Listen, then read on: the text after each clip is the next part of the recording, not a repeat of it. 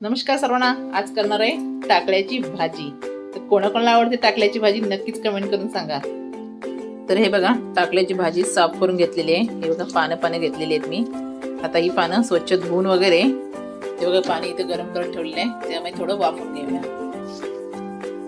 भाजी वाफून घेतली मी, आता काढून घेते. आता तर हे बघा, सर्व भाजी काढून मी चाळणीमध्ये ठेवले, जेणेकरून त्यातलं पाणी निघून जाईल. इकडे कढई ठेवलेली आहे. कढईमध्ये टाकते तेल,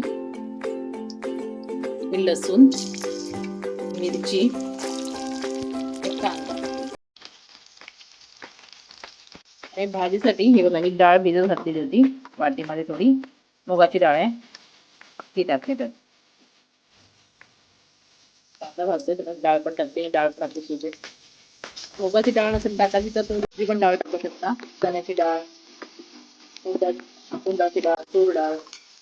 भाजीतलं पाणी वगैरे काढून घेतलेलं आहे. तर ही भाजी, कांदा वगैरे भाजलेला आहे त्यावेळी टाक. भाजीमध्ये टाकते चवीनुसार मीठ, थोडं खोबरं.